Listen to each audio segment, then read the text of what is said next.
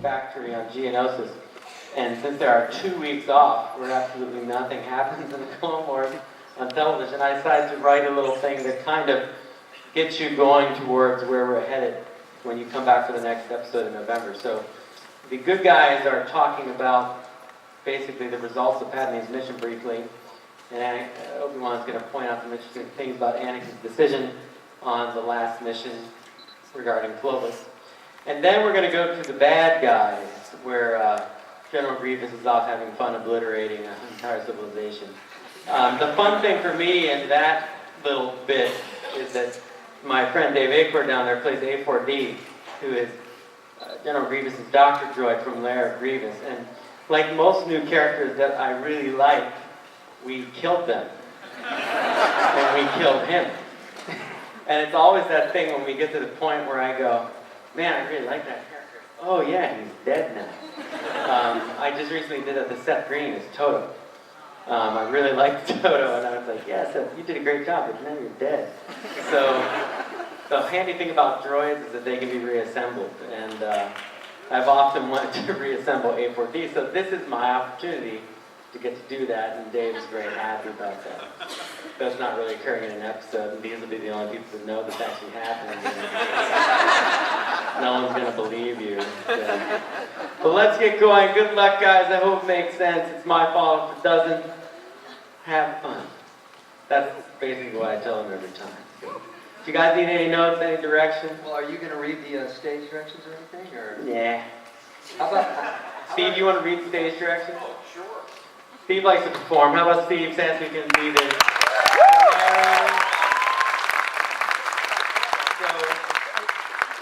Wide little paragraphs that come in here.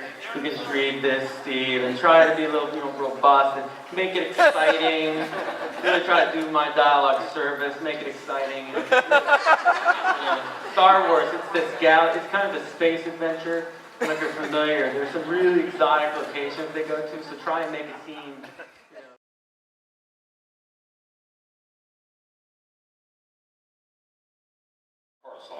Jedi Temple exterior day. Traffic buzzes past the towers as we push in on the temple. Interior Jedi Temple hallway day. Obi-Wan and Ahsoka greet Padme and Anakin in the hallway towards the Jedi War Room. Well, it's good to see you up and about again, Padme. Congratulations on the success of your mission. Thank you, General Kenobi. Of course, the mission would have failed had General Skywalker, not accompanied me. Yes, well, you're too kind. We all know you were the one taking the risk. Hey, I was taking risks. Of course you were, Anakin. The question is, how many of them were unnecessary? Well, he was only gone a day or two, so I guess 50% were unnecessary. Yes, that's right. I forgot to ask you. You start to keep track now, don't you? Ignore them, Padme. They don't realize no one else finds this funny. Actually, it's quite entertaining. There now, you see, Anakin? Oh, go ahead. Laugh it up. But in the end, the risks both of us took paid off. Lot-Dot is a traitor. Everything the Jedi have been reporting about the Trade Federation and the banking clan is true. And I'm certain that you never let your emotional involvement get the better of you, and you brought back proof of these claims, yes? Proof? Padme was poisoned. What further proof do we need? Anakin, if the Senate or the Chancellor were willing to act based solely on the word of the Jedi, then the corporations would have been put to trial years ago. He's right, Anakin. I've seen the accusations against the Trade Federation come up in the Senate, and they always fall on deaf ears. We couldn't even convict Gunray after he invaded Naboo. But Clovis admitted everything. So naturally, you took him into custody, yes? Oh, no, wait. You did the exact opposite of that. You left him on Cato Nemoidia. I had no choice. I want to believe you. I really, really do. But sometimes, Anakin, you place your feelings ahead of the mission, and I'm afraid in this case... I'm afraid in this case, Anakin might have put my safety and our friendship ahead of the mission, yes. But Obi-Wan, I can't believe as Anakin's mentor, if put in his place, he would have not done the same thing. After all, we all are friends, are we not? Yes. Prettier friend than I am, so I suppose you're right. They all pause and smile at their odd argument. is uncomfortable. Come along now, they can't keep Master Yoda waiting. It's time to see what the council has decided to do about the revolt on Geonosis and the new droid foundries there. They all start to walk towards the war room. Ahsoka walks alongside Padme. You're really good at diffusing those two. You have to teach me your methods. Actually, most of the time, I defeat them with common sense. That's your best weapon with these two. They enter the war room where they find Master Yoda and Plo Koon waiting for them. A hologram of the planet Geonosis looms above them, and another smaller planet is on the display screens along the walls. Welcome back from your mission, Senator. More successful than we hoped you were. Thank you, Yoda. I only hope we discovered this plot in time. Perhaps answer your question. This transmission from Captain Rex can. Yoda plays a hologram transmission from Captain Rex, who went ahead to scout Geonosis. This is Captain Rex, 501st Recon Mission to Geonosis. Upon arrival in orbit, we were unable to establish any communication with the clones on the surface. A preliminary scan indicated massive construction in both the northern and southern hemispheres of the planet. There appear to be several droid factories, which are already operational, and many more in the final phases of construction. This goes far beyond a simple revolt. We're looking at a full-scale invasion of the planet, if we want to take it back. I shall provide a further breakdown of the planet's defenses if we scan when my mission is complete. And please note in further episodes that I can handle massive amounts of copy. Rex out. The room is quiet. I wonder why. I believe that's the most we've ever heard Rex speak. It is, sir. Who said that? I wasn't really out when I said I was, sir, but now I'm out. Wait, now he's back in. No, out. All right. Looks as though we're going back to Geonosis. Great. Not you, Skywalker. Master Plo Koon has a different mission for you. The planet Doran has been attacked by Grievous. Because of Doran's orientation between two nearby black holes, we need your expert space combat tactics to help guide the command ships and fighter squadrons. Of course, Master Plo. Whatever I can do to help. Kenobi, with you shall go, Master Mundi and Master Luminara. Skywalker and Master Plo Koon shall aid you. If successful on Doran, they are. Good. Well, we'll need whatever ships and fleet we can spread out and spare. As Captain Rex said, this will be a full-scale planetary invasion. We're settling the score on Geonosis once and for all. Da da da da da da. Let's hear it for the good guys.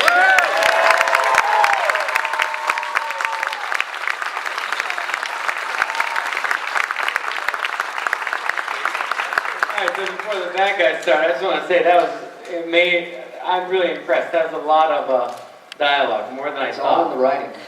No, I mean, it's really wordy stuff, and I thought they did a great job, like a great job with some difficult stuff. So congratulations.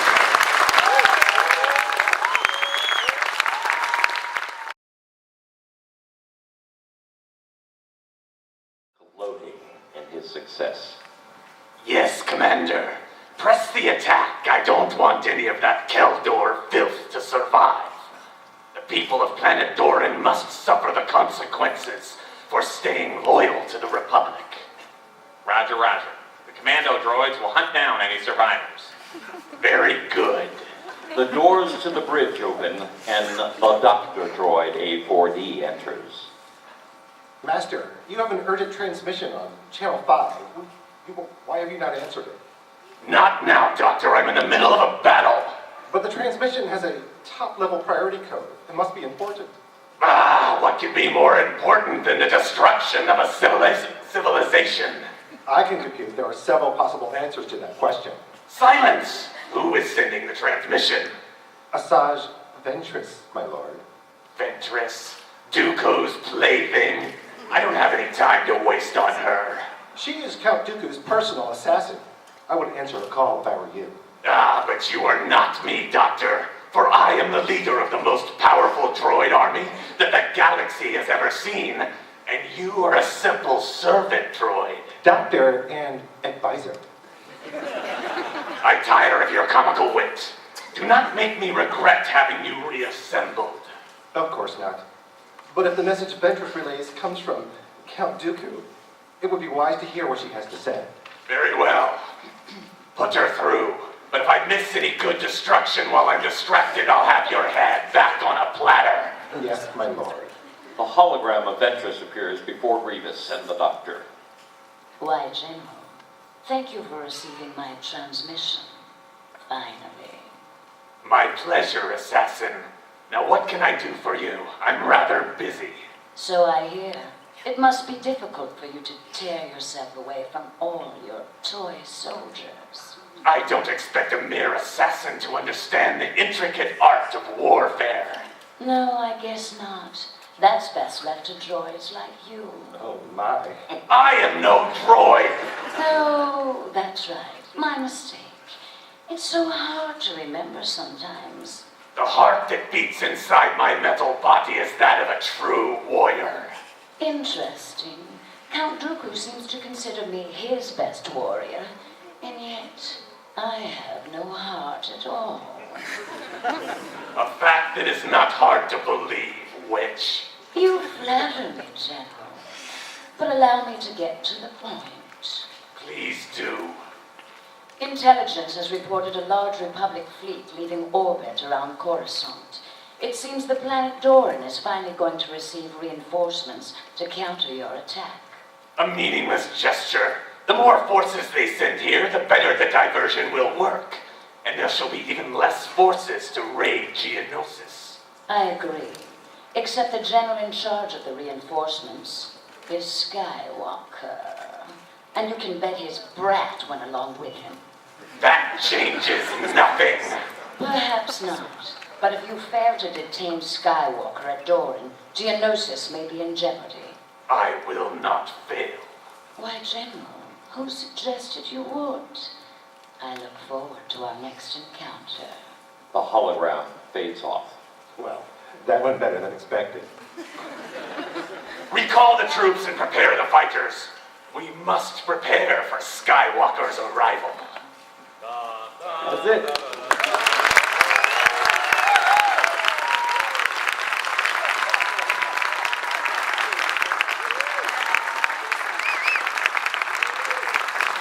You guys should all be on TV or something. Hey, let's all change parts now. Yeah, I love that. Nika, I love your ventures. It's so awesome. Thank you.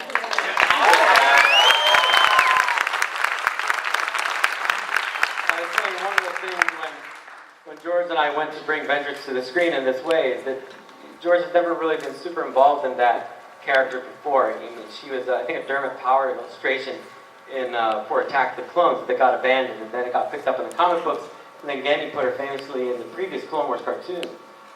In that cartoon, she's great, but she's very much a blunt instrument, attacking and attacking. And George and I decided that what Ventress really needed was a bit of, there's a bit of tension there. There's a bit of sexual tension in a way that she's almost flirtatious with the Jedi. She's like the apple that they shouldn't bite at, you know, and you play that part so well. It's really great. And now I've brought that into Grievous, and yeah, I love the way that those two interact. Grievous is very much watching the football game that I don't get to see today against the Vikings, so I thought it'd be appropriate to write him watching this battle, and he gets distracted from it. So, David, welcome back. It's nice to have you along again. I think that the Doctor Droid is such a great counterpoint to Grievous's kind of over masculinity and his way that he's so brawny and battle hardened, and then there's a Doctor, and David, this great idea of using Paul Lynde as kind of a touchstone for that voice. If any of you remember Paul Lynde back from Bewitched and whatnot, but it's a great character. I think we need him. We need you, David. You're our only hope.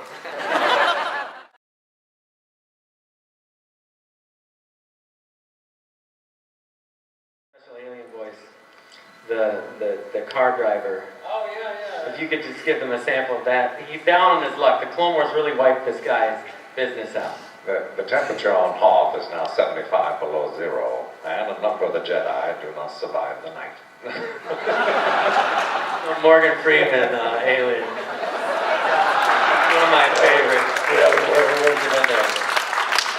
I love it. I have Tom call my wife up like that, like as if Morgan Freeman's in a recording studio with me working. Like, no, seriously.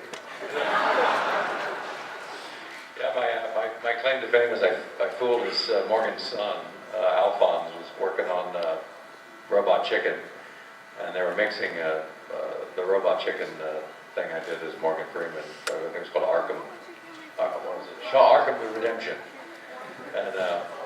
And Alphonse was in there, and he's like, "Well, why didn't you tell me you got my dad to do something?" He said, "I would have asked him." And the guy says, Seth goes, "No, it's not your dad." And he goes, "What?" He goes, "I know what my dad sounds like." He says, and then he goes, "No, dude, this is a 45-year-old white guy."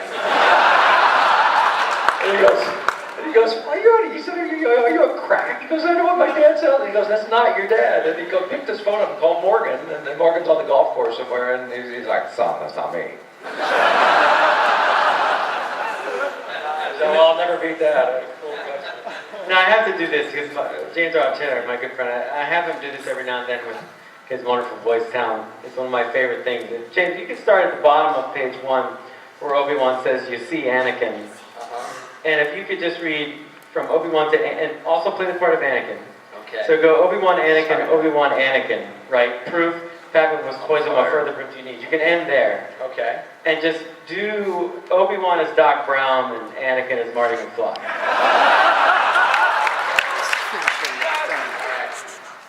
Oh, okay, you see Anakin? Yeah, go ahead, laugh it up, okay? But in the end, the risk for both of us, okay, well, you know what, it took off, all right? Because Lapdod is a traitor, and everything the Jedi have been reporting about the Trade Federation and the banking clan is true, okay? Mallory, I'm certain that you never let your emotional involvement get the better of you, and you brought back proof of these claims. oh, wait a second, whoa, proof?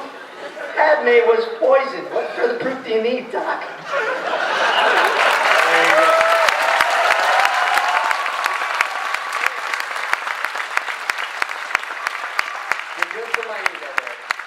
It's awesome, isn't it? I mean, it's amazing we get any work done.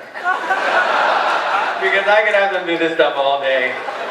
We show up around noon, and we only have till 6 o'clock to record every episode, no matter how much dialogue or how complex. And endlessly, we can just start messing around. And they're being so docile right now, this group. Let me explain, I'm going to out you guys right now.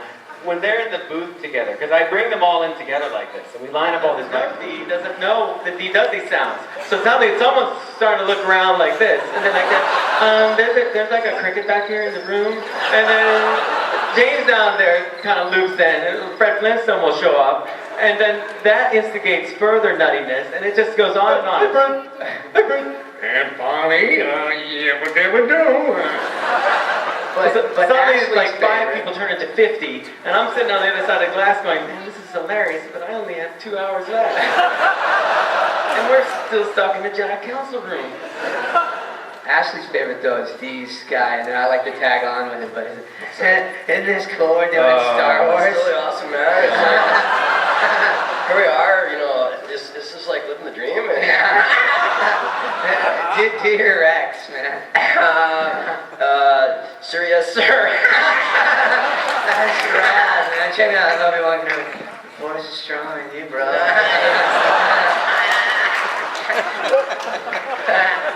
my favorite. I make Dee do it every episode. Okay. It's a wonder if we get any work done. Because how do you stop them, right? What about Matt's poem? Calling out a little too much alcohol. Alright, gets left behind, everyone. Hey guys, wake up! They've infected Matt. I've watched it. He's Anakin. He's been slowly turned to the dark side of voice acting by these guys. And one of my favorite things for you guys to do in second season is guess what character Matt Lanner's playing, because I've had Matt play other characters in the show, and you'll never know it's him. It's awesome. And it wasn't something you did when you came to us originally. Like, this was your first voice acting gig. But he's been a great student of it, and you have great teachers here every time, and it's always awesome to get you doing those other characters. They're great. Kat's quietly sitting here. She does many voices, but she's being very, very quiet right now. She's being very quiet. Oh yeah, she was.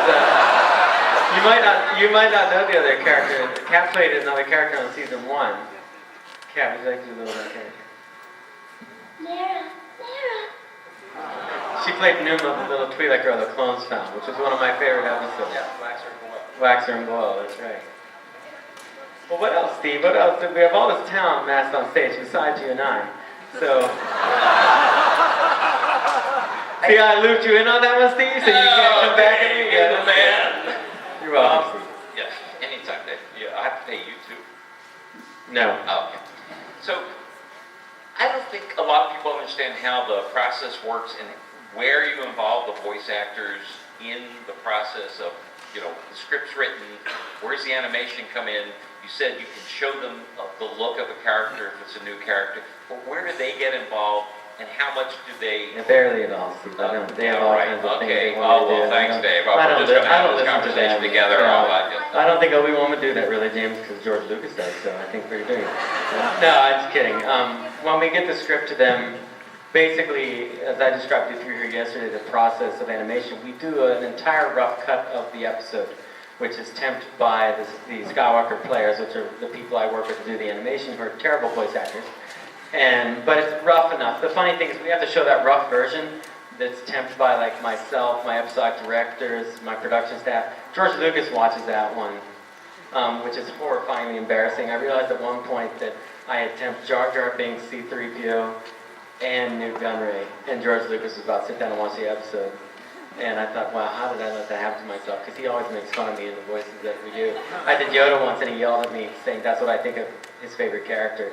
Not mean, but you know, he knew it was me and he was waiting all day to tease me about it. But we take that terrible temp track and then we finalize the script. Because George and I will notoriously change the script up into the very last second of production. So then it's finally safe for these guys to get. I sit down with them for probably the first hour of the record. And I explain what the entire episode's about, what the purpose is, what the characters are thinking, and then they're all very diligent with their characters, and they'll fire back questions. Dee will correct all the grammar that I've done in the script for free of charge, and then you know we go over and we make decisions if we're going to change stuff. It's a very organic process on Clone Wars, in that they read every scene like they're doing more of a live stage play. So it's not like I have them read one line 3 times. Sometimes we do that. But I don't like to do that. I like to get it to go back and forth and back and forth. I think it's imperative to the chemistry that you saw on screen with like Carrie Fisher and Mark Hamill. They were feeding off each other, so they need to do that.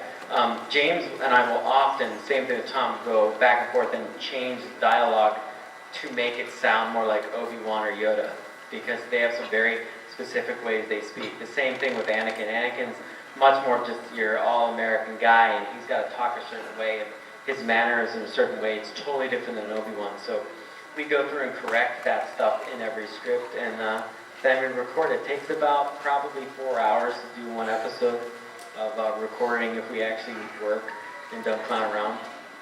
And once they finish their tracks, I take them all the way, because we record in Los Angeles, I take them back to Skywalker Ranch. We cut them into the episode where sometimes we have to correct the length of the shot, because the temp will be shorter or longer than what they did. Then we send it overseas to get animated, and the animators have all kinds of notes that I've given and the episodic director's given on how the performance is supposed to be. I have an animation supervisor, Danny Keller, that will sometimes do some physical acting that helps the animator and how things are supposed to look.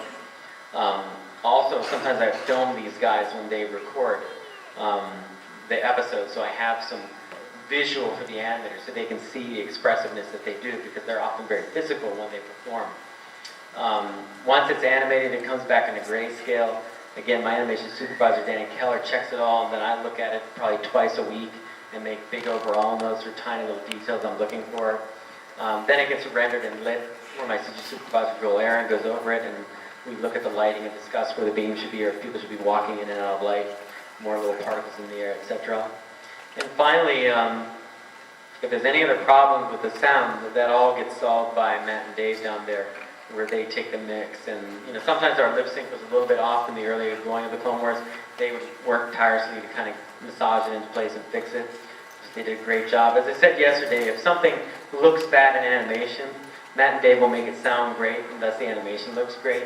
So you can never, ever, ever underestimate the importance of sound in your filmmaking.